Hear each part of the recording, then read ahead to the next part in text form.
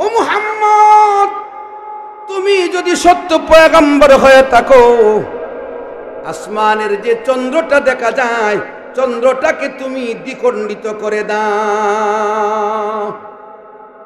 চন্দ্রটারে দুই ভাগ করে দেখাও। আল্লাহর রাসূল বলে, আবু জেহেল, আমি মুহাম্মদ যদি চন্দ্রটাকে দুই ভাগ করে দেখাই, তুমি কি ঈমান আনবানি? আবু জেহেল কয়, অবশ্যই ঈমান আনবো। তুমি এই কাজটা করতে পারলে বুঝবো তুমি সত্যিকারের পয়গম্বর। আল্লাহর রাসূল আসমানের দিকে ইশারা করলেন, চন্দ্রকে দ্বিখণ্ডিত হতে বললেন। পয়গম্বরের ইশারার এত শক্তি আর এত পাওয়ার, আল্লাহর নবী ইশারা দেওয়ার সাথে সাথে চন্দ্র দ্বিখণ্ডিত হয়ে গেছে। মক্কার বাহিরের মানুষেরাও, বিভিন্ন দেশের মানুষেরাও সাক্ষী দিছে, কহা অমুক তারিখে অমুক রাত্রে চন্দ্রটা দুই ভাগ দেখা গেছে, দুইটা দুই দিকে গেছিল। জোরে কন্যা সুবহানাল্লাহ। আল্লাহর নবী আবু জেহেলকে বলে, আবু জেহেল, চন্দ্রের দিকে তাকাও, দেখো চন্দ্র দ্বিখণ্ডিত হয়ে গেছে। আবু জেহেল আসমানের দিকে তাকাইয়া আল্লাহর রসুলের ব্যাপারে খারাপ মন্তব্য করে আর বলে, মুহাম্মদ, এতদিন মনে করেছিলাম তোমার জাদু জমিনে কাজ করে, আজকে দেখতে পাইলাম তোমার জাদু আসমানেও প্রভাব বিস্তার করে। নাউজুবিল্লাহ, জোরে খান। রসুলকে জাদুগির আখ্যা দিছে। আল্লাহর নবী কই ঈমান আনতাইনি, তুমি তো ঈমান আনার কথা বলছিলা, ওয়াদা রক্ষা করো। আবু জেহেল ঈমান গ্রহণ করে নাই। আল্লাহ পাক কোরআনের আয়াত নাযিল করে বুঝায়া দিলেন, আল্লাহর রাসূল যে চন্দ্রকে দ্বিখণ্ডিত করে দিলেন, এই চন্দ্র বিদীর্ণ হওয়া, চন্দ্র ফেটে যাওয়া, এটা কিয়ামতের আলামত। ইকতারাবাতিস সাআহ,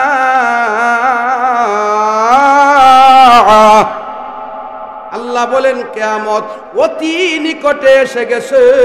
কেমনে বোঝা গেল? ওয়াংশাক্কাল কামার, আল্লাহ বলে চন্দ্র দ্বিখণ্ডিত হয়ে গেছে, এটা কিয়ামত কাছায় আসার আলামত, অতি নিকটে এই কথার প্রমাণ। কিয়ামতের আলামত ওই সময় এসে গেছে। আল্লাহর রাসূল একদিন সাহাবায়ে কেরামকে নিয়ে বসা, সাহাবায়ে কেরামের সামনে নবীজি বসা। একজন অপরিচিত লোক আল্লাহর পয়গম্বরের কাছে আইসা বলে, মাল ঈমান, মাল ইসলাম, ওয়া মাল ইহসান। এইভাবে নবীজিকে প্রশ্ন করতেছেন আর নবীজি উত্তর দিতেছেন। সর্বশেষে আল্লাহর নবীকে লোকটা জিজ্ঞাসা করলো, আখবিরনি আনিস সাআহ। রাসূলকে বলে, ও মুহাম্মদ, আপনি বলেন না কিয়ামত কোন দিন হবে, কিয়ামত কখন হবে, কিয়ামত কখন হবে? আল্লাহর রাসূল বলে, মাল মাসউলু আনহা বিআলামা মিনাস সাইল। ও জিবরাইল, তুমি প্রশ্নকারী আর আমি হইলাম প্রশ্নকৃত, তবে আমি জানা দেয়, প্রশ্ন যিনি করেছে, যাকে প্রশ্ন করেছে, উভয়জন সমান সমান কিয়ামত সম্পর্কে জানে। অর্থাৎ কিয়ামতের ব্যাপারে না জানার কারণে তুমি যেমন প্রশ্ন করেছো, আমি মুহাম্মদও কিয়ামত কোন দিন হবে জানি না, উত্তর দেওয়া সম্ভব না। স্যার কই যা? আরে স্যার রে দিন না, অনেকদিন ধরে দেখি না, দুরু আমি আয়াসেরা মনে মনে করে সত্য হরে খাইব, হরে খাইব, হরে খাইব। আমি সত্য কথা আয়া খুঁজতেছি, আমি আমার স্যাররে দেখি না, পরে খাইব না। এদিকে দিলেন, এদিকে দিলেন, স্যার এদিক দিয়ে, এদিক দিয়া, উপরাই ফেরেন, উপরাই ফেরেন। এই কথাটা বলতেছিলাম, আল্লাহর নবী এই কথা যখন বলে দিল, ও জিবরাইল, কিয়ামতের ব্যাপারে তুমি যেমন জানো না, আমিও জানি না। এর অর্থ কিয়ামত কখন হবে জানে একমাত্র, আরো জোরে, আল্লাহ কোরআনে বলেন, ইন্নাল্লাহা ইনদাহু ইলমুস সাআহ।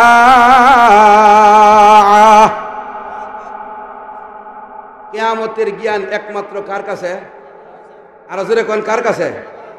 কোন বছর হবে, কত সনে হবে, একমাত্র আল্লাহ জানে, আল্লাহ ছাড়া আর কেউ জানে না।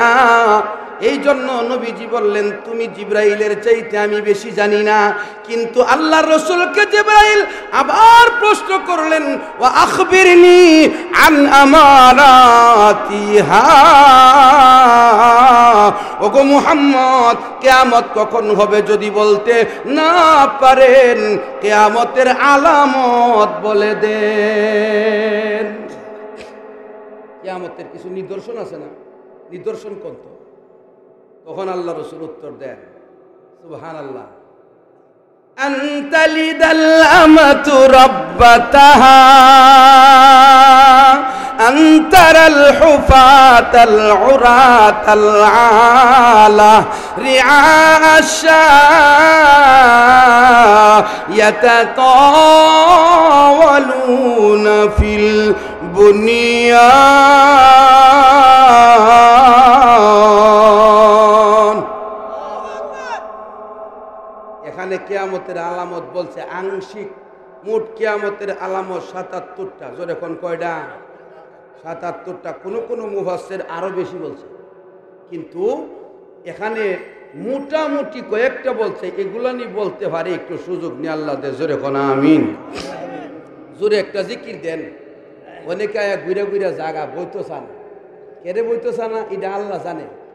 তবে বৈশা আলোচনা শুনলে রহমত আসে, ঠিক নেবে ঠিক? যারা বাহিরে আছে তারা রহমত কম পায়, ঠিক নেবে ঠিক? আর দোকান যে দিছে, দোকানের কারণে আরো মাহফিলে লোক আয় না। ইয়া নই ঘুরে গারে, ঠিক না? শয়তান এদিকে ঘুরে রাখতে দেয়, কারণ ইহা নাইলে তো কথা শিক্ষা লাইব। জোরে হন ঠিক কিনা? একটা জোরে জিকির দেন, লা ইলাহা ইল্লাল্লাহ। মোহব্বতে মোহব্বতে, লা ইলাহা ইল্লাল্লাহ, লা ইলাহা ইল্লাল্লাহ, লা ইলাহা ইল্লাল্লাহ, লা ইলাহা ইল্লাল্লাহ। আসমান জমিন মাবুদ না, আসমান জমিন মাবুদ না, চন্দ্র সূর্য মাবুদ না, আমার মাবুদ শুধু এক আল্লাহ, লা ইলাহা ইল্লাল্লাহ। জোরে জোরে,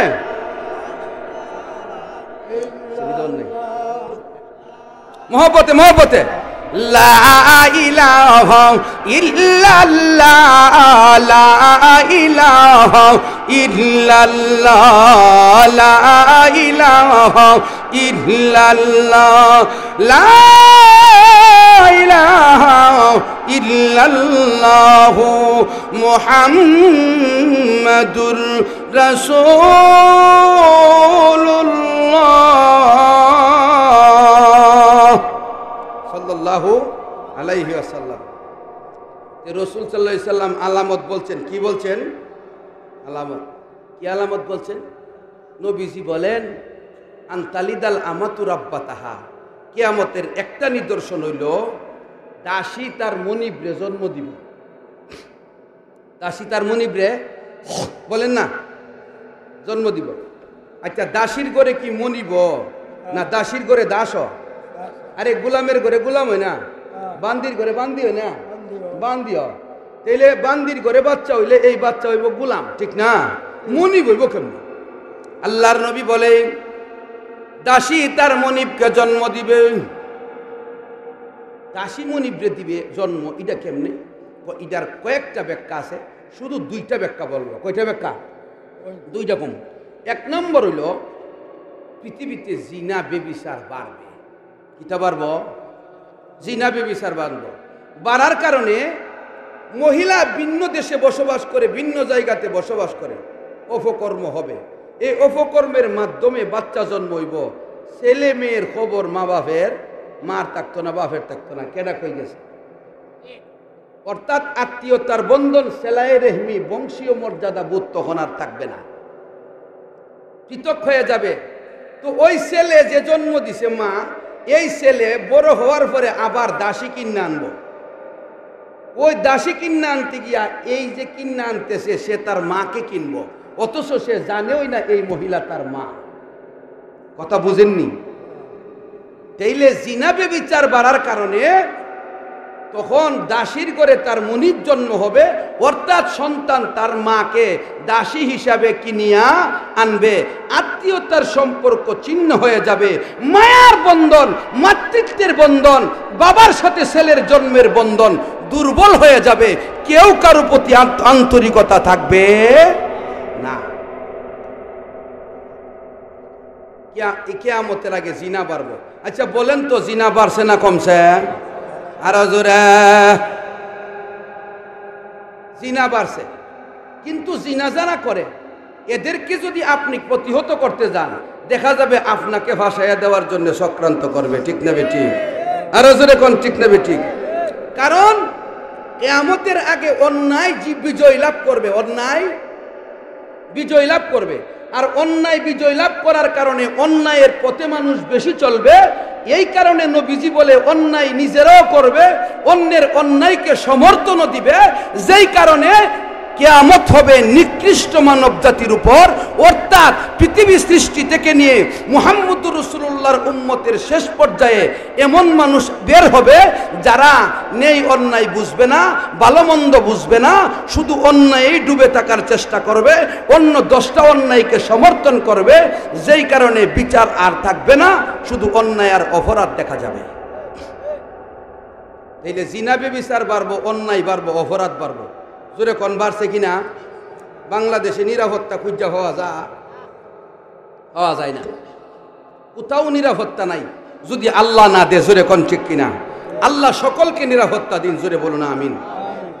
ভাইয়েরা আমার, 2 নম্বর ব্যাখ্যা হইল, নবীজি বলছেন যে বান্দি তার মনিবরে জন্ম দিবে, মানে কি ছেলে মেয়ে মা বাবার গর্ভে জন্ম লাভ করবে, করার পরেও মা এবং বাবার সাথে এমন দুরাচরণ করব, বোঝা যাবে যেন ছেলে মেয়ে হইল মালিক আর মা বাবা হইল গোলাম বান্দি। জোরে কোন ঠিক কিনা? আচ্ছা বলেন তো, সমাজের প্রায় 30% গড়ে ছেলে মেয়েদের সামনে মা বাপ শাসন কইরা সহ্য করার মতো পরিস্থিতি এখন আর আছে? এখন আছে? নাই। ছেলে মেয়ে মা বাবাকে এইভাবে কব্জ করছে, মা বাবা সন্তানকে মানুষ করা তো দূরের কথা, অন্যায় করলে অন্যায়টা শাসন পর্যন্ত করতে পারে না। জোরে কোন ঠিক কিনা? এর নবীজি বলছেন কিয়ামতের আগে দাসী তার মনিবকে জন্ম দিবে, অর্থাৎ মা আর বাবা দাস আর দাসীর মতো হয়ে যাবে, সন্তানগুলো মনিবের মতো আচরণ করবে।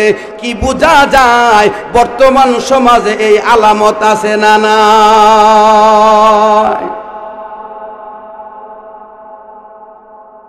এরপরে আলামত বলেন ওয়া আনতারাল হুফাতাল উরাতা। আচ্ছা মা বাবা তার মনিবরে জন্ম দিব, এটার আরেকটা ঘটনা বলি। গত কিছুদিন আগে এক জায়গায় ওয়াজ করতে গেছি বাংলাদেশে, সুনামধন্য জায়গার নাম কইতাম না। এক লোক আয়া জিজ্ঞাসা করতেছে আমারে, হুজুর জাকাতের টাকা মা বাপের দেওয়ান যাইবনি? নাউজুবিল্লাহ, একজনও কইছেন না জাকাতের টাকা মা বাপের। আমি থম খায়া গেলাম, জিজ্ঞাসা করলাম কেন? আমার আরো 3 ভাই আছে, এরা মা বাপের 4 আনা খরচও দেয় না, আমি দেই। এখন আমার টার্গেট হইল আমি যে টাকা পয়সা রুজি করি এই টাকা পয়সা দিয়ে ব্যবসা বাণিজ্য চালাই। আমি ভাবলাম উনি কি গরিব না ধনী? জাকাতের মাসালা জিগাইলে তো গরিব না, কি কর গরিব? জিগাইলাম কই থাকেন? ক লন্ডন থাকি। এখানে কি আছে? ক তেলের ফার্ম আছে। বলেন তো তেলের একটা ফার্ম যে চালায় এর কাছে ক লক্ষ ইউরো আছে? হ্যাঁ, বাংলাদেশের 100 কোটি টাকার মালিক হইতো না? আচ্ছা, এ আইসা জিগাইতেছে মা বাপের জাকাতের টাকা দেওয়া যাবেনি। বলেন তো সে তার মা বাবাকে কত নিচে নিয়ে চিন্তা করছে। এটা কিয়ামতের আলামত না? বলেন না, বলেন না। আমি রাগ সামলাইতে না হয় আমি বলছি আপনি জানগা, ওয়াজের ভিতরে আপনি বুঝবেন। তারপর আমি ওয়াজের ভিতরে প্রায় অনেক ঘন্টা শুধু মা বাপের বিষয়ে কথা কয়া বুঝাইয়া দিছি। মাসালা হইল মা বাবাকে জাকাতের টাকা দেওয়া যাবে, কেনে যাবে না, কেনে যাবে না। আল্লাহ রসুল বলে আনতা ওয়া মালুকা লি আবিকা, রে দুনিয়ার মানুষেরা তোমরা তোমাদের 3.5 হাত বডি সহকারে যত সম্পদ অর্জন করো সবগুলোর মালিক হইল তোমার বাবার মা। বাবার তাইলে তুমি জাকাত কারে দিবা? যিনি মালিক উনি কি জাকাত নিতে পারেনি? পারে না। এই হাদিসের একটা শানে উরুদ আছে। আল্লাহ রসুলের কাছে এক যুবক আইসা বলে, হুজুর আমার আম্মা ছোটবেলায় ইন্তেকাল করছে, আমার আব্বা আবার নতুন করে বিয়ে করেছে, আমি 2 হাতে কামাই করি, অনেক টাকা পয়সা অর্জন করি, আমার বাবা টাকা পয়সাগুলি খরচ করে দেয়, খায়া বাজার কইরা ইত্যাদি করে শেষ করে দেয়, আমাদের ভবিষ্যতের জন্য কোনো সঞ্চয় করে না। আল্লাহ রসুলের কাছে যুবক সাহাবী এই কথা বলিয়া নবীজির কাছে বিচার দেয়। আল্লাহর নবী যেন তার বাবাকে ডাইকা আইনা একটু শাসায়া দেয়, একটু বিচার করে দেয়। আল্লাহ রসুলের আর বুঝতে বাকি রইল না। আল্লাহ রসুল দুঃখ আর বানাক্রান্ত বড় হৃদয় নিয়া রসুলের খাদিমকে পাঠাইলেন, যাও উনার আব্বাকে গিয়া বলো মুহাম্মদুর রাসূলুল্লাহ সালাম জানাইছে আল্লাহর নবীর কাছে যাওয়ার জন্য। রসুলের খাদিম গিয়া নবীজি সালাম দিছে যাইতে, ও আলাইকুমুস সালাম, নবী তো সালাম দিছে যামু, আলাইকা ওয়া আলাইকুমুস সালাম, নবীর কাছে কি আমার ছেলে বসা আছে? বাপে জিগা, তাইলে বাপের আন্দাজ আছে এই ছেলেটা ওই বিচার দিত পারে? সাহাবী বলে, হ্যাঁ আল্লাহর রাসূলের কাছে আপনার ছেলে বসা। তখন বাবার ভিতর থেকে একটা দুঃখ বের হইতে শুরু করলো। রাসূলুল্লাহ খবর দিছে যেতে হয়, এই জন্য বৃদ্ধ আসে আর মনে মনে মনের দুঃখগুলো মহান আল্লাহর কাছে কবিতা আকারে বলে। মনের কথা অনেক সময় দুঃখের কথা মনে মনে কয় না? নবীজির দরবারে যখন আসে মনে মনে দুঃখের কথা বলে। হযরত জিবরাইল আমিন এই বৃদ্ধ লোকটা নবীজির কাছে আসার আগে আল্লাহর নবীর কাছে আইসা বলে, ওগো আল্লাহর হাবিব, আল্লাহ পাক আমাকে জানায়া দিছে বলার জন্য এই বৃদ্ধ লোকটা সন্তানের জন্য অনেক কষ্ট করেছে, অনেক মেহনত করেছে, তার জিন্দেগিতে সুখ কি জিনিস সন্তানের জন্য দেখে নাই।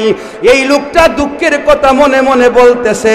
এই কবিতাগুলোর অর্থ হলো এমন দাঁড়ায়, কবিতাগুলোর ভিতরে লোকটা বলতেছে, ছেলেরে কত রাত গেল ঘুমাই নাই, কত দিন গেল পেট ভরে খাবার খাই নাই, তুই সন্তানের মায়ায় তোর মহব্বতের কারণে নিজের সব বিসর্জন দিলাম, আজকে তুই আমার নামে নবীর কাছে বিচার দিলি, আমি বাবার করুণা আর দয়ার কথা চিন্তা করলি না। এটা হইল তার মনে মনে কথাটা জানায় দিছে কেডা? জিবরাইলের মাধ্যমে আল্লাহ জানায় দিছে। এই বৃদ্ধ লোকটা আসছে, আসার পরে আল্লাহর রাসূলকে বলে, আসসালাতু আসসালামু আলাইকা ইয়া রাসূলুল্লাহ, ওগো আল্লাহর হাবিব আমাকে কেন ডাকছেন? আল্লাহর নবী বলে, সেই কথা পরে বলবো, আগে বলো তুমি আসার সময় মনে মনে কি বলেছিলে, তোমার দুঃখের কথাগুলো কবিতাগুলো আবৃত করো। বৃদ্ধ লোকটা বাবা সহজে মনের দুঃখ বলে না সন্তানের বিরুদ্ধে, ঠিক না বে ঠিক? বৃদ্ধ লোকটা বলে, হুজুর আমি আমার দুঃখের কথাগুলি বলেছিলাম। রাসূল বলে, তুমি আমার কাছে আসার আগে মহান আল্লাহ খবর পৌঁছায়া দিছে। এই যুবককে ডেকে বলে, রে সাহাবী এদিকে আয়, তোর বাবা মেহনত করে তোকে মানুষ করেছে, নিজের সমস্ত আরাম আয়েশ খায়েশ সব ছেড়ে দিয়েছে, তুই বাবার বিরুদ্ধে আর কোনোদিন অভিযোগ করবে না। আন্তা ও মালুকালি আবিকা, তুইও তোর বাবার, তোর সম্পদগুলো তোর বাবা। এই জন্য বাপের কাছে হিসাব চাওয়ার নাই, বাপের কাছে হিসাব চাওয়া জায়েজ না, কি না জায়েজ না। দিলে মা বাবার অবাধ্যতা কিয়ামতের আলামত, জোরে কোন ঠিক কিনা। এরপরে বলে আনতারাল হুফাতা, খালি পায়ে চলতো, জুতা মুজা আসিন না, এরা ধনী হয়ে যাইব কিয়ামতের আলামত। ধনীটাও রাতারাতি হইব, হঠাৎ করে কয়েকদিনের ভিতরে কিতারি আঙ্গুল ভিল্লা কলা গাছ। খবর নিয়ে দেখা যাবে হারাম পন্থায় টাকা অর্জন করছে। কোন পন্থা? ওরাতা। রসুল বলে যাদের লজ্জাস্থান ডাকার মতো টাকা পয়সা ছিল না, কাহর কিনতে পারতো না, এরা হঠাৎ করে ধনী হয়ে যাবে। এমন ধনী হইব হারাম টাকার মাধ্যমে আন্দাজ করা যেত না। আলা একবারে পেট বইরা খাওয়ার ব্যবস্থা ছিল না, উপবাস থাকতো। এরাও অনেক টাকা পয়সার মালিক হইয়া বড় বড় অট্টালিকা বানাইব। এটা কিয়ামতের আলামত। এরপরে বলে রিয়া শাহ, বকরি রাখতো, বকরি ছাগলরা খালি করতো। এমন মানুষ রাতারাতি ধনী হইয়া একবারে সমাজের মধ্যে টাকার পাহাড় গড়ব। এখন কথা হইল টাকার পাহাড় গড়লে কি অসুবিধা? হালাল পন্থায় টাকার পাহাড় গড়া অসুবিধা নয়, হালাল পন্থায় অসুবিধা, হারাম পন্থায় অসুবিধা, জোরে কোন ঠিক কিনা। হালালটা স্বাগতম, হারামটা স্বাগতম দেওয়া যায় না, জোরে কোন ঠিক কিনা।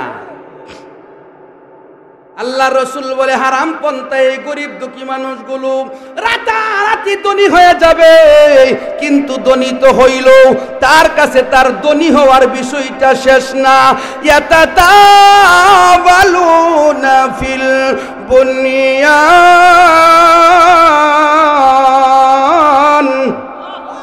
বড় বড় বিল্ডিং বানাইব, বড় বড় অট্টালিকা বানাইব, টাওয়ার বানাইব, বানায়া কইব আমার টাওয়ারটা লন্ডনের কি স্ট্রাকচার, এ কইব আমারটা থাইল্যান্ডের স্ট্রাকচার, আরেকজনে কই আমারটা আমেরিকার স্ট্রাকচার, আমারটার মতো বিল্ডিং এই এলাকায় নাই।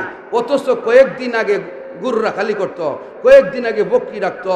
এর বাপদাদা ওই মানুষের বাড়িতে কি করতো? কাম করতো। হারাম পন্থায় টাকা পয়সা অর্জন করে এখন ফখর শুরু করছে। হালাল পন্থায় সম্পদ অর্জন করা দোষের নয়, আর সম্পদ অর্জন করার পরে ফখর করতে নাই। সম্পদ অর্জন কইরা হারাম পন্থায় অহংকারী হয়ে যাওয়াটা কিয়ামতের আলামত। এমন হইতাছেনি? আচ্ছা, এগুলো কিয়ামতের আলামত। আরো আছে কিয়ামতের আলামত। রসুল বলে জোহারাতিল কাইনা, গান বাদ্য বাইরে যাইবগা, নর্তকি বাইরে দেবগা। বলেন তো গান বাদ্য বাড়ছে না কমছে? প্রত্যেকের হাতে ওই গান, ঠিক না? প্রত্যেকের পকেটে গান। শুধু এটা না, এখানে সাধারণ দুইটা ডেকসেট লাগাইয়া দিয়া দেহেন না, জায়গা দিতারেননি মানুষ। কিন্তু গলা ফাটায় ওয়াজ করবেন, মেহনত করে ওয়াজ করবেন, এত টাকা খরচ করে ভ্যান্ডেল করবেন, দেখবেন মানুষ কম, জোরে এখন ঠিক কিনা। আমরা তো আলহামদুলিল্লাহ আইসুন, এরাও আইব খালি খার হইয়া বাপ সব দেখতেছে যে হুজুরের হতি একটু আস্তে আস্তে একটু মায়া তুই আর হুজুর না, হ্যাঁ ধীরে ধীরে একটা জিকির দিয়া লাই যারা আসে এরা বয়া জায়গা। এরপরে আমি মূল কিয়ামতের আলোচনার জায়গা কিয়ামত করে দিয়ে আমি জমবা, জোরে এখন ঠিক কিনা। আমি তা হইন না, আমি যাওইন হই, কত হুজুর নাকি তা কইছি। জোরে একটা জিকির দেন, লা ইলাহা ইল্লাল্লাহ, লা ইলাহা ইল্লাল্লাহ। জোরে জোরে মহব্বতে, মহব্বতে, মহব্বতে। পাখিরা সব ডাল বসে গর্জে উঠে যখন,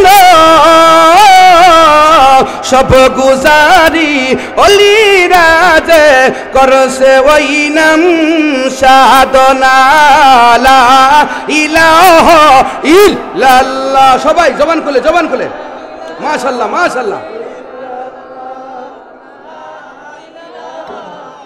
লা ইলাহা ইল্লাল্লাহু মুহাম্মাদুর রাসূলুল্লাহ সাল্লাল্লাহু আলাইহি ওয়াসাল্লাম। ভাইয়ের আমার, রসুল বলে ওই সময় কিয়ামতের নিদর্শন এসে গেছে দেখবা। এগুলো হইল ছোট ছোট আলামত, বড় আলামত আরো আছে। দাজ্জাল আইব, দাজ্জাল আইবার আগে দাজ্জালের সেলা ফাটাইয়া দিছে না, দেখছুন না? দাজ্জালের সেলা কিন্তু শুধু আওয়ামের মধ্যে থাকতো না, খ্রিস্টানদের মধ্যে বেরিয়েছিনি। দাম বেরিয়েছেন একটা, এর আগে আসেন কোনটা কথা বলেন? হ্যাঁ বাইডেন আসেন না? আচ্ছা, আরেকটা আছে না এন্টনি, এন্টনি কথা কোনা আছে না? নেতা নিয়াহু আছে না? নিহু, নিহু আছে, আরো আছে। এগুলো দাজ্জালের সেলা। আবার মৌলবী বেশও আছে, মৌলবী বেশে আছে, আছে না? কিতা কবল হইল মানুষের অর্ধেক দিন দিত, 12 রেহাত 8 রেহাত তারাবি। আচ্ছা, তারাবি কি 8 রাকাত না 12 রাকাত? কত রাকাত? 20 রাকাত। 8 রাকাত আর 12 রাকাতের যে রেওয়ায়ত দেহা সবগুলো কিয়ামুল লাইল। কিয়ামুল লাইলের অর্থ হইল তাহাজ্জুদ।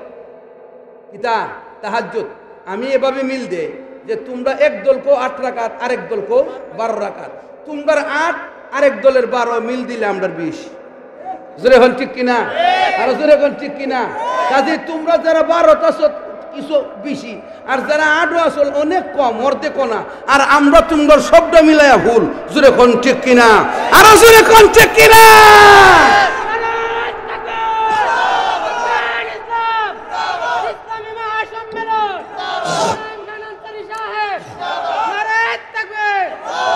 তাইলে তারাবিকে 8 রাকাত পড়ন না 12 রাকাত পড়ন? মাশাআল্লাহ 20 রাকাত পড়ন। জোরে কোন ঠিক কিনা? হুজুর আপনারা কই লইব, আমরা কইতাম না। রসুলের সাহাবী উমর কইলে হইব তো, লক্ষ সাহাবী কইলে হইব তো। ইজমাই সাহাবা তারাবি 20 রাকাত।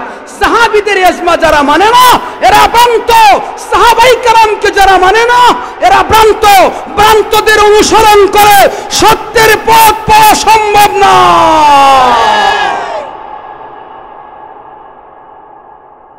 এখন আসুন, নবীজি সাল্লাল্লাহু আলাইহি ওয়াসাল্লাম আমাদেরকে বলছে কিয়ামত হইয়া যাইব, দাজ্জাল আইব, দাজ্জালের আগে কিছু সেলা আইব। দাজ্জালের সেলা আছে না? বসেন বসেন বৈশা যান, আছে না নাই?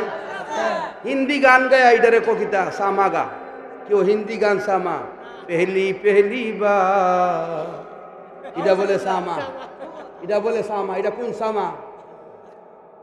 মেরালি, মেরালি বাবা, কেরালি বাবা, আলী নাই বাবা, আলী আছে বাবা, তিনাইল্লা বাবা, একাইল্লা বাবা, এটা বলে পুলিশ শান। এটা কোন শান? এটা কোন শান?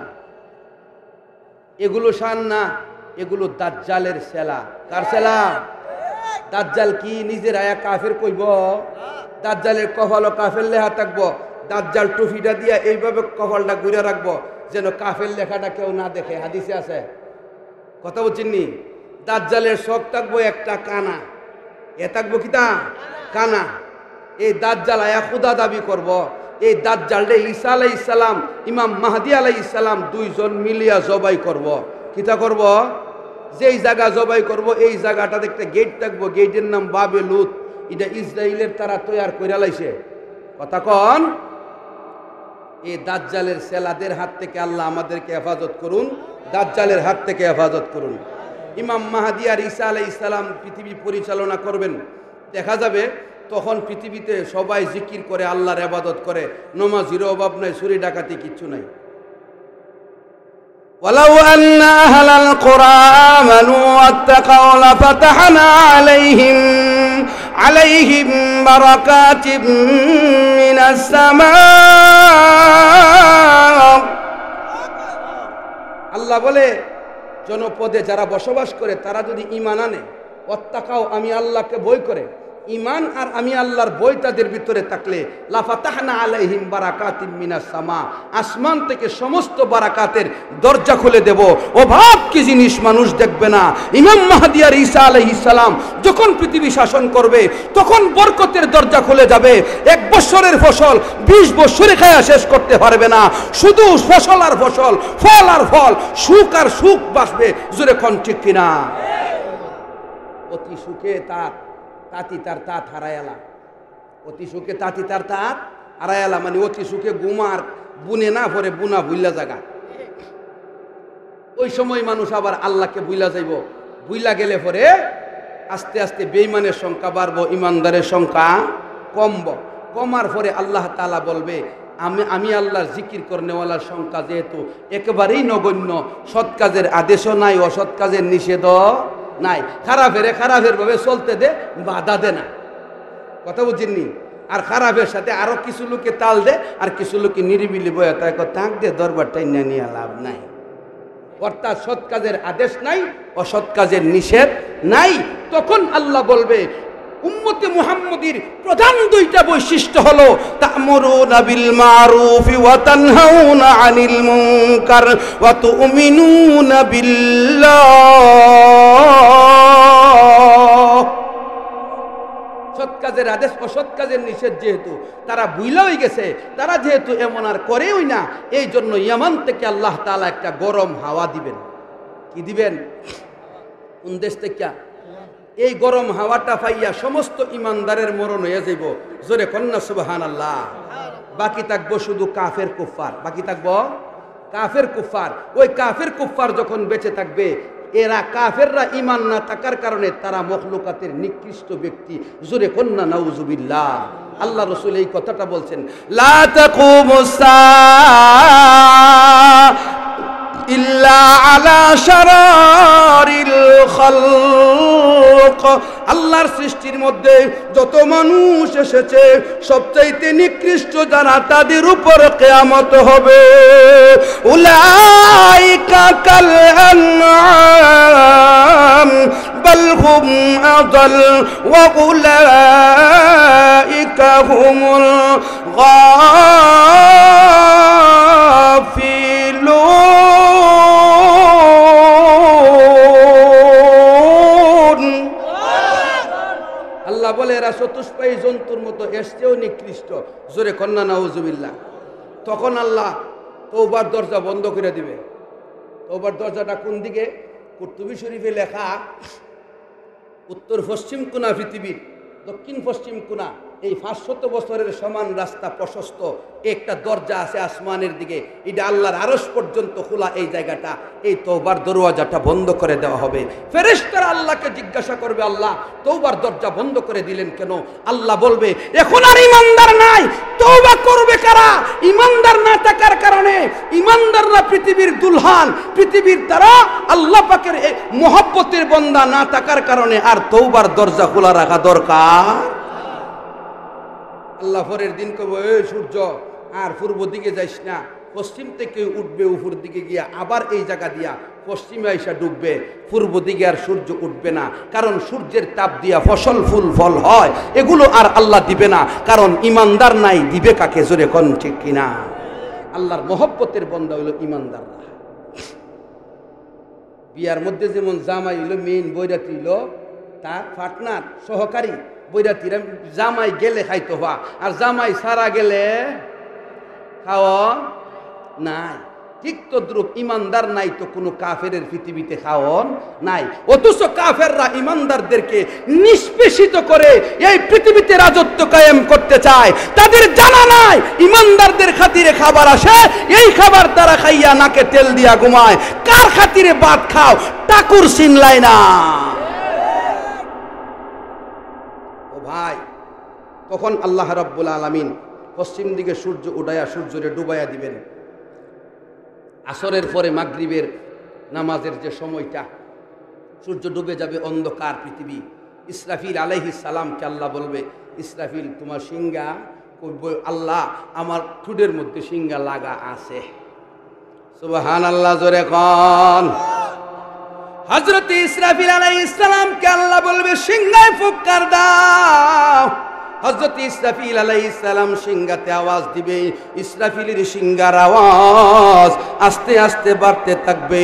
তাফসীরের কিতাবে লেখে ওয়ানুফিখা ফিস-সূর, এই আয়াতের ব্যাখ্যার মধ্যে লেখা হয় পৃথিবীর সমস্ত জায়গাতে সমান্তরালভাবে আওয়াজটা বাড়তে থাকবে। আওয়াজের কোনো দিক থাকবে না, চতুর্দিক থেকে সমান আওয়াজ। ওই আওয়াজটা আস্তে আস্তে বাড়তে থাকবে। সূর্য ডুবে গেছে, পৃথিবীটা অন্ধকার হয়ে গেছে। এমত অবস্থায় ইসরাফিলের সিংহার আওয়াজ বিকটভাবে বাড়তেছে। মানুষগুলো বেশি আওয়াজের কারণে দিশে হারা হয়ে যাবে। কেমন হবে মানুষের অবস্থা? মহান আল্লাহ কোরআনের আয়াতের ভিতরে আলোচনা করেন, ওয়ায়াকুমা ইয়াকুনুন নাসু কাল ফারাশিল মাবসুস।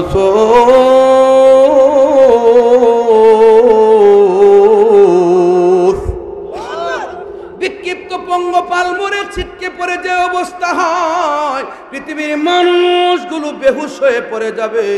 মানুষের শুধু এই অবস্থা নয়, মহান আল্লাহ বলে পশু পাখি কীট পতঙ্গের কি অবস্থা হবে? পশু পাখি কীট পতঙ্গ সবগুলো দিশেহারা হয়ে যাবে। ইসরাফিলের সিংহার আওয়াজ আর সহ্য হয় না। তখন আল্লাহ রাব্বুল আলামিনের সমস্ত হিংস্র প্রাণীরা জঙ্গল থেকে বের হয়ে লুকালয়ে চলে আসবে। মানুষের কাছে আইসা করুণার দৃষ্টিতে তাকায়া থাকবে। কেন গো? মানুষকে বুঝাইতে চাইবে, ও মানুষেরা, বাঁচার জন্য যত উপায় অন্তর আছে সব তোমাদের বেশি জানো, আমাদেরকে বাঁচার কোনো পথ বের করে দাও। এই কথাটা আল্লাহ নিজে বলেন, ওয়া ইদাল বুহুশু হুশিরাত, হিংস্র প্রাণীগুলো পর্যন্ত জমা হয়ে মানুষের দরবারে চলে আসবে।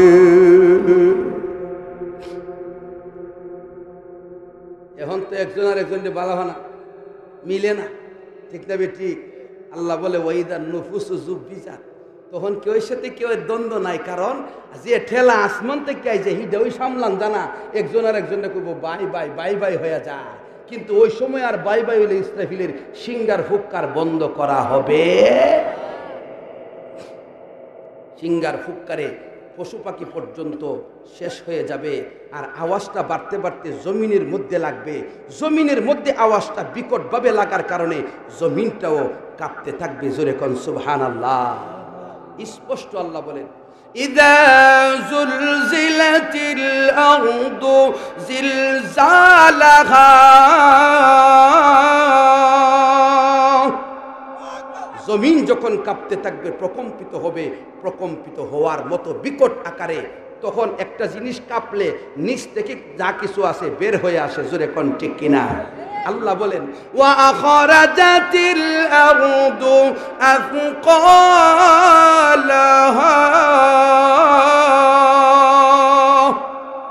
জমিনের ভিতর থেকে জমিন খনিজ সম্পদগুলো, রক্ষিত সম্পদগুলো বের করে দিবে। তখন মানুষ গ্রহণ করবে না, আর বলবে আজকে তো প্রয়োজন নাই, কালকে আসতো তো গ্রহণ করতাম। তখন মানুষ আওয়াজ করবো একে অপরের সাথে, কি তো হইল, জমিনের কি হইব? ওয়াকালাল ইনসানু মা লাহা, মানুষ বলবে জমিনের কি হইল? গ্যাসের লাগি বহন বেড়ে গেলে 5 লাখ টাকা ঘুষ দেওয়ান লাগতো, এখন দি গ্যাস মইন দুই বাইরে হয়ে যেতেছে গা, গ্যাস দি কেউ নেটে না। জমিনের কি তো হইল? জোরে কোন ঠিক কিনা? তখন জমিন নিজে ওই আওয়াজ দিব। জমিন নিজে হয় বিআন্না রাব্বাকা আওহা লাহা,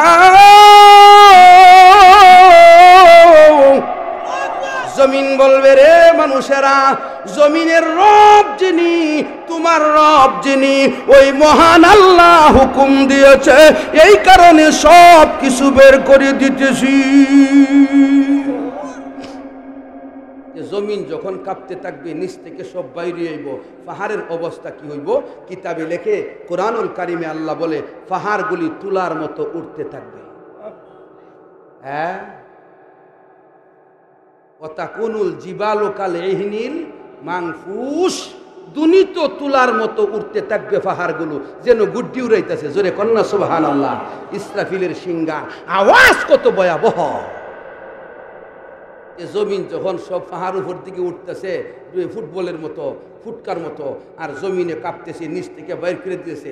একটা জিনিস কাঁপলে তো এমনি লম্বা হয়। হ্যাঁ, আল্লাহ বলে ওয়া ইদাল আরদু মুদ্দাত, জমিন তখন প্রশস্ত হয়ে যাবে। জমিন তখন প্রশস্ত হয়ে যাবে। জমিনের তো এই অবস্থা, মানুষও আর জমিনের উপরে থাকতে পারতেছে না। মানুষ সহকারে, বিল্ডিং সহকারে সবগুলো জমিনের নিচ দিকে চলে যাবে। জোরে কন্যা সুবহানাল্লাহ। এই অবস্থা, একটা জিনিস বাকি থাকবো দুনিয়াতে, এটার নাম হইল আল্লাহর ঘর, মসজিদ। কোন ঘর মসজিদ? আল্লাহর ঘর মসজিদ। ওই মসজিদের দোহাই দিয়া, মাদ্রাসার দোহাই দিয়া আপনাদের কিয়ামতের ভয়াবহতার সময় যেন শান্তিতে থাকতে পারেন, হাসরের মাঠ যেন নাজাতের কারণ হয়, এই জন্য মাইজ্ঞাযুক্তা টাকা নিয়ে আমরা কাজে লাগাই। কথা কোন ঠিক কিনা? পৃথিবীর সব শেষ হবে, আল্লাহর ঘর মসজিদ ধ্বংস হবে না। এবার এই মসজিদটা টিনের হোক আর সনের হোক, মাটির মসজিদ, সেটাও ঠিক থাকবে। কারণ এই ঘরের সম্পর্ক মহান আল্লাহর সাথে, জোরে কোন ঠিক কিনা? কারণ আল্লাহ বলেন সব ধ্বংস হবে, আমি আল্লাহ ধ্বংস হব না। কুল্লু মান আলাইহা ফান, এই জমিনের উপরে যা আছে সব ধ্বংস হবে। ওয়া ইয়াবকা ওয়াজহু রাব্বিকা যুল জালালি ওয়াল ইকরাম, আমি আল্লাহ যুল জালাল বাকি থাকবো, আমার সাথে সম্পৃক্ত আমার ঘর মসজিদও বাকি থাকবে। এখন হয়েছে কি, আসমানের কি অবস্থা একটু জানা দরকার আছে। বিকালে সময় আসেনি, মনতলা ডাকতেছে। আজকাল শ্বশুর ভাই তো আজ খবর আছে।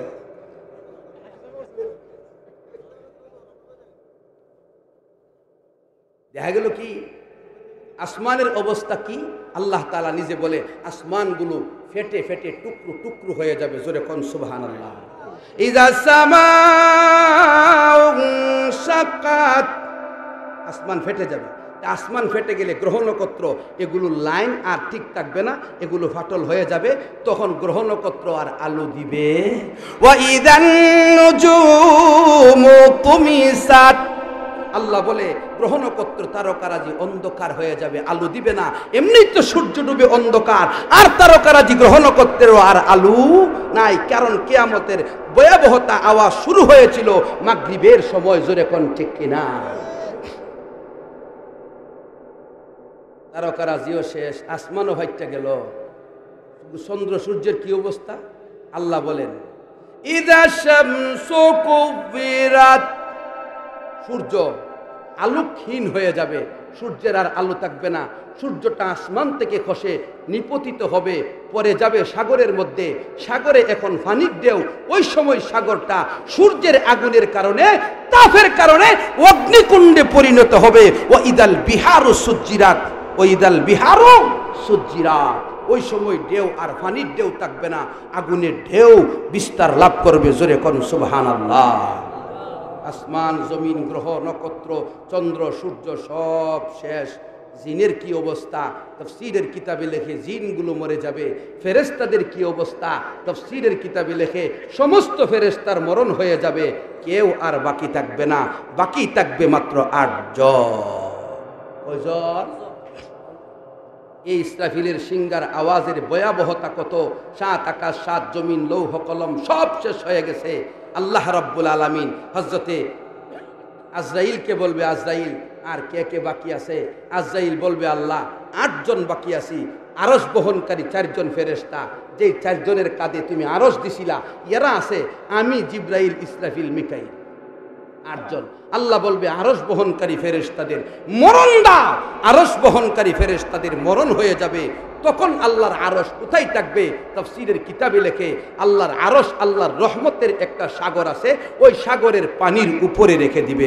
জোরে কন্যা সুবহানাল্লাহ। নুন ওয়াল কালামি ওয়া মা ইয়াসতুরুন।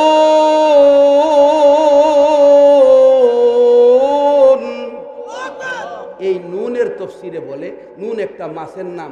এই মাছের ফিডের উপর আছে একটা পাথর, এই পাথরটার উপরে আছে 7 জমিন। জোরে কন্যা সুবহানাল্লাহ। তাইলে আল্লাহর কুদরত বোঝার মতো ক্ষমতা কারো নাই। এই আল্লাহর আরশ রাখবে পানির উপরে। যাক, এরপরে বলবে আর কয়জন বাকি? জিজ্ঞাসা করবো, কইব 4 জন। তখন বলবে কারা কারা বাকি, নাম বলবে, বারবার নাম বলবে। বলার পরে বলবে ইসরাফিল আর মিকাইলের মরণ দাও। যে ইসরাফিলের সিঙ্গার আওয়াজে 7 আকাশ 7 জমিন শেষ হয়ে গেল, এই ইসরাফিলেরও মরণ হবে। বলেন তো ইসরাফিলের চাইতে মালাকুল মাউত আজরাইলের ক্ষমতা কত বেশি? আর এদেরকে যে খোদা বানাইছে, ওই খোদার ক্ষমতা কত বেশি? এই জন্যে যারা কয় যে ইমুকের মেয়ে কেউরে ডরা না, উমুকের ভূতে কেউ রে ডরা না, আমরা কেউ রে বই হয় না, তুমি কেউ রে বই হয় না, তোমারে যিনি তৈয়ার করছে ওনার কথা চিন্তা কইরা দেখো, তোমার বই দেখায় রাখছে জোরে কোন ঠিক কিনা। অহংকার পতনের মূল, অহংকার করতে নাই। হয়েছে কি, ইসরাফিল আর মিকাইলের মরণ হয়ে যাবে, আল্লাহ বলবে আর কি বাকি, বলবে আজরাইল আমি আছি আর জিব্রাইল, আমরা দুইজন। আল্লাহ বলবে জিব্রাইলের মরণ দাও। হযরত জিব্রাইলের মৃত্যুর পরোয়ানা যখন জারি হয়ে যাবে, আল্লাহর আরশ আল্লাহকে ডাক দিয়া বলবে ওগো রব্বুল আলামিন, জিব্রাইলেরও কি মরণ হবে? যেই জিব্রাইল তোমার নৈকট্যশীল ফেরেশতা, এর চাইতে সম্মানী ফেরেশতা আর নাই, তুমি কি জিব্রাইলকেও মরণ দিবা? আরশে আজিম চাইবে জিব্রাইলকে মৃত্যুর হাত থেকে বাঁচাইতে। মহান আল্লাহ ডাক দিয়া বলবে রে আরশ চুপ হয়ে যা, কথা বলিস না, আমি আল্লাহ যা হুকুম দেয় তা হবে, আমার হুকুমের বাহিরে কিছু হবে না। লা তাবদীলা লিকালিমাতিল্লাহ, আল্লাহর কোন ওয়ার্ড, আল্লাহর কোন শব্দের পরিবর্তন নাই, আল্লাহ যা বলে তা হবে। তখন জিব্রাইলের মরণ হবে। আল্লাহ বলবে আর কে বাকি? আজরাইল বলবে আল্লাহ সৃষ্টি হিসাবে আমি বাকি, স্রষ্টা হিসাবে তুমি বাকি। আল্লাহ বলবে আজরাইল রে, তুই তোর নিজের প্রাণটা বের করে আমি আল্লাহর দরবারে রাইখা দে, তুই ছাড়া আর কেউ বাকি নাই তোর প্রাণ খানদান করার মতো। হযরতে আজরাইল আল্লাহর হুকুম পাইয়া বুকের ভিতরে হাত ঢুকাবে, নিজের আত্মাটা বের করে মহান আল্লাহর সামনে রেখে দেওয়ার জন্য। তখন এমন বিকট আওয়াজ মৃত্যুর যন্ত্রণায় আজরাইল দিবে, কিতাবে লেখে পৃথিবীতে কোনো মখলুক বেঁচে থাকবে না, যদি থাকতো আজরাইলের মৃত্যুর যন্ত্রণার বিকট আওয়াজের কারণে কলিজা ফেটে মৃত্যুবরণ করত। আজরাইলের মরণ হইব, তখন আল্লাহ তাআলা বলবেন লিমানিল মুলকুল ইয়াউম আইনাল জাব্বারুন আইনাল মুতাকাব্বিরুন, অহংকারীরা কোথায়, বরত্ব প্রকাশকারীরা কোথায়, আজকের রাজত্ব কার? এই তিনটা প্রশ্নের কোনো উত্তর আসবে না। তখন আল্লাহ নিজেই বলবেন লিল্লাহিল ওয়াহিদিল কাহার, একমাত্র নির্দয় খোদার এই পৃথিবীর রাজত্ব। এই জন্য রাজত্বের মালিক আল্লাহ, ক্ষমতার মালিক আল্লাহ, যাকে ইচ্ছা দেয়, যার কাছ থেকে ইচ্ছা নেই, কাউকে দিয়া পরীক্ষা করে, কারো কাছ থেকে নিয়ে পরীক্ষা করে, জোরে কোন ঠিক কিনা। এই জন্য সবুর করে ধৈর্য ধরে কিয়ামতের বই ভিতরে ঢুকায়া যে আমরা সবারই মরণ লাগবো, চিরদিন থাকবো না, এই চিন্তা করে দুনিয়ার জিন্দিগিটা আল্লাহর হুকুম নবীর তরিকায় কাটানোর তৌফিক দিন, জোরে বলুন আমিন। ওয়া আখিরু দাওয়ানা আনিল হামদুলিল্লাহি রাব্বিল আলামিন।